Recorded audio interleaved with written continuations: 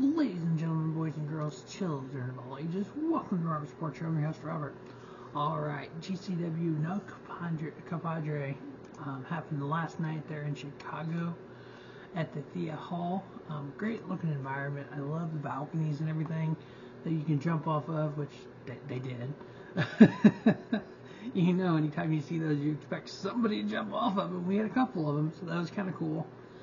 Tonight is going to be 56 birds. Like I said, it's in Columbus, Ohio. I know there's some travel issues with no Compadre, so there's a few talents that weren't able to be on that card.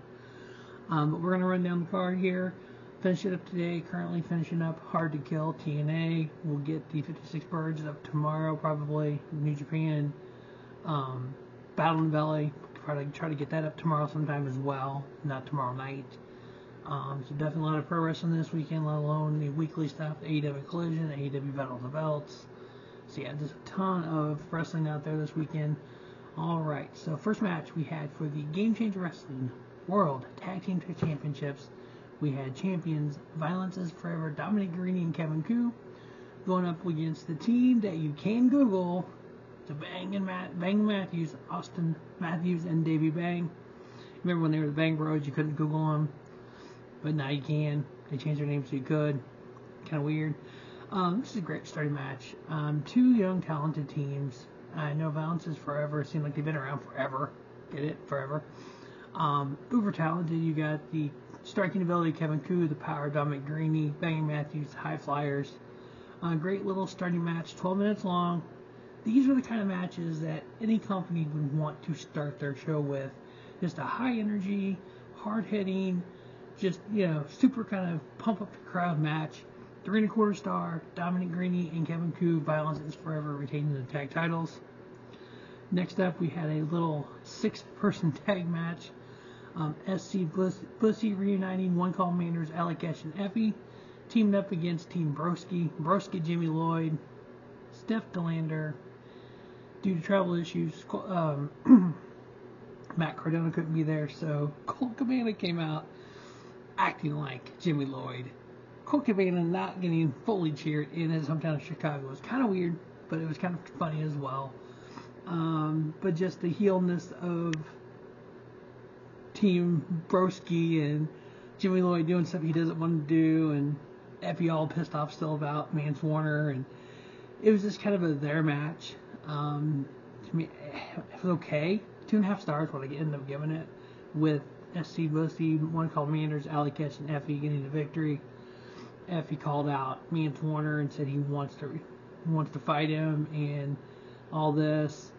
So we'll see. Kind of, I know they talked about it happening in March, but it's like I just don't know. I mean, Mance came out and they had to separate Mance and Effy. You had Allie Katch pushing Mance back. You had Manders holding Effy back. It's a volatile situation there when Effy turned on Mance at late last year to win that Battle Royal. So my guess is you're eventually going to have one of those two, if not both, go after Blake Christian for the world title. Matter of fact, Mance even said that future world champion, so that's going to be fun as well if Effy stops him. Next up, we had Joey Janela versus Myron Reed. Nice little hard-hitting match. The bad boy Joey Janela.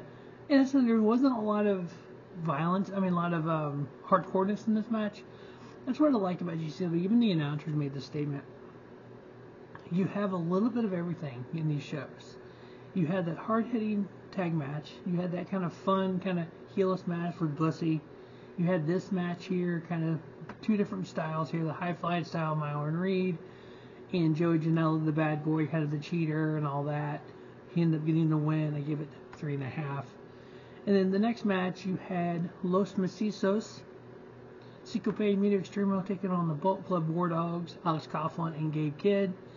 This is the first match we had doors and we had chairs. You had Gabe Kidd going through a door bridge. You had the War Dogs just overpowering Ciclope and Miedo, Xtremo, and Alex Coughlin. A great back and forth match with the War Dogs coming out on top. The fact that we have Bullet Club War Dogs going through a table in GCW, that you have all these companies that allow their talent to go work other places. It's just absolutely amazing. So we had War Dogs getting the victory there. I give it 3.5. Speaking of talent going other places, AEW's 18-year-old prodigy, I guess the stepson of Christian Gage, Nick Wayne versus Leo Rush. First time ever matchup here at GCW.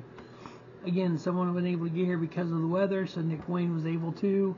So you get an AEW contracted TV talent on a GCW show, just like the War Dogs of New Japan. It's like GCW is the melting pot of all of pro wrestling almost. Alright, Nick Wayne, Leo Rush, just a high-flying match. Two guys that know how to work the ropes, dives and everything. Nick Wayne getting the best of Leo Rush here in 3.5-star match, 15 minutes. Yeah, then we had just Lucha Libre chaos. We had Arez, Dominic, Flamita, and Latigo taking on Arez, Flamita, and Latigo against Aramis. El Bendito, he is a bigger luchador, which is kind of nuts because he's uber freaking talented. And Colt Radrick, the Ratty Daddy. I don't remember who was supposed to be in this spot, but they ended up putting the Ratty Daddy in there, and I think it was Jack Cartwheel. But yeah, because he did a cartwheel and he made a comment about it. But yeah, just 6 Lucha Libre guys just flying everywhere. 450s here, 450s there, dives here, just jumps here, this there. Dives out of the freaking balcony. I think one of them went to the, two of them floated from the balcony, if I remember right. Yeah, you just had them all over the place. I ended up giving it 4.25. I mean, sometimes it's just moves for just the sake of a move, and it's kind of cool. Some of them are, but after a while, it's like, can you do? No? Okay. So, but 17 minutes of that, which I enjoy that style. A lot of people don't. But I enjoy the Lucha Libre style, so I love this match. We had Arez, Dominic, Flamita, and Latigo getting the victory there. I give it 4.25. Next up, yeah, we changed it up a little bit. We had GCW World Title on line, champion Blake Christian, going up against big old Calvin Tankman. Yeah. The only way that Blake Christian won this match was with the help of Shane Mercer. Shane Mercer doing things to Calvin Tankman in order for Blake Christian to do things to Calvin Tankman led Blake Christian to win this match, but Calvin Tankman is a hell of a talent. He did a freaking cartwheel and did a freaking splash. I'm like, he just did a cartwheel. Calvin Tankman just did a cartwheel. Yeah, so it was a hell of a good match. I don't think we needed Shane Mercer getting involved, but he is the bodyguard of Blake Christian now, so. And then giving it 3.25 with Blake Christian retaining his GCW World Title. Next up, a 7-way scramble match. If that 6-man wasn't crazy enough, we had Shane Mercer versus Allie Price versus Braden Toon versus Golden Dragon versus Josh Bishop versus Parrow versus Microman. Yes, Microman. 2 foot tall, 3 foot tall. Yeah, him and Parrow, it was hilarious. And then you had Microman jumping out of the balcony. It's like, are you kidding me right now? But yeah, you had these guys all over the place in that little arena. It was awesome. Shane Mercer ended up getting the victory. Ended up giving it 3.5. Good match. Next up, we had the GCW Ultra Violent title on the line. So there was some Ultra Violence. Rina Yamashita and John Wayne Murdoch.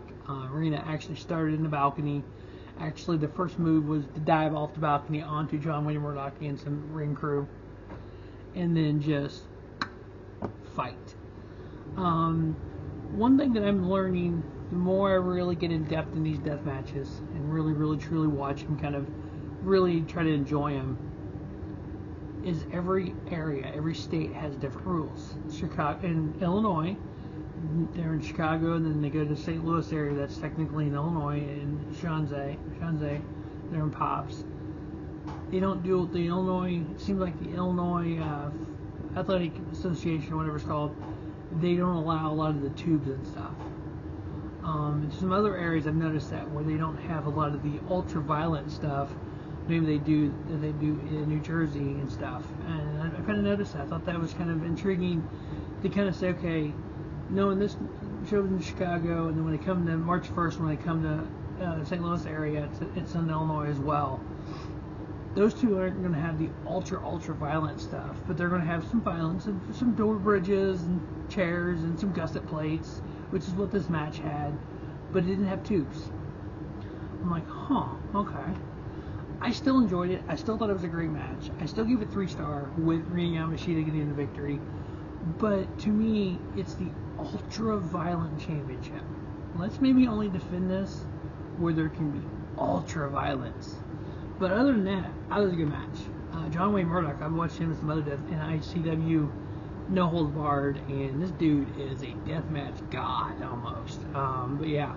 Rini Yamashita, she has been amazing as the ultra-violent champion, but she gets the victory there. Again, I gave it a 3-star. Next up, we had Dan the Dad. It was his coffee cup. Taking All Man's Warner, Old Mancer. Yeah, Old Mancer. Heel Mancer is kind of funny, but also in the same respect, Heel Mancer is kind of weird. Because it's Mancer and he's heel, it's weird.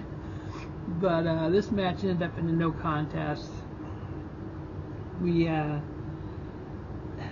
Yeah, and then Effy came out and all craziness broke loose. I give it a 1 3/4 star, 6 minutes, no contest. And then our main event was Mustafa Ali versus Gringo Loco, 2 Chicago guys. Mustafa talked about how when he was in the Indies before he went to the Cruiserweight Classic, that Gringo Loco was there for him. Gringo Loco helped train him, and having this match against Gringo was pretty cool for him. Love seeing guys like this who had a career in WWE, left for whatever reason, released, etc., whatever, and now he's back on the Indies, and he's going to go out there and just show people, hey, this is what I can do. Because I've noticed a lot of these wrestlers who went to WWE, went through the Performance Center, went through NXT within the main roster, when they do leave and go in the Indies, they not only have a different point of view, they have different training. And they can do things that some of these indie guys can't do. So it's like almost everyone needs at one point in their career to go through that training program and then come back even better. Because some of the guys have done that were indie, went through WWE and came back, were better when they came back. So I look for great things from Mustafa Ali. This was just, again, a high-flying match. 2 guys going out there and just put on a show. That's really what it was. 3 3/4 star. Mustafa Ali getting Gringo Loco to pass out. So I can't wait to see the future of this match. But that is GCW No Compadre. Happened last night. Definitely enjoyed the whole show. I've done every ECW or GCW show last year and this year so far. So GCW is kind of a passion company that I follow, along with the other independent companies I follow. And you can see the showcase of independence here. You can see I do TNA, AEW, everything, WWE, etc. So I'm big on all of it. The better the overall pro wrestling industry is, the better it is for us fans.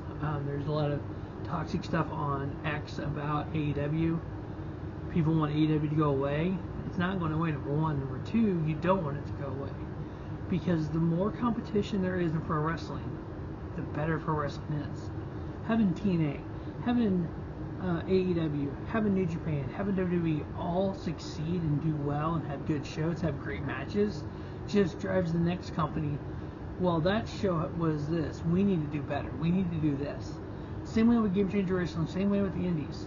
Because if AEW rolls into town, AEW's in Virginia this weekend, if they have super great matches, one of those Northeast companies, like a Limitless Wrestling, Live Pro Wrestling, one of them going to be like, well, we need to have better matches so people want to come watch our product.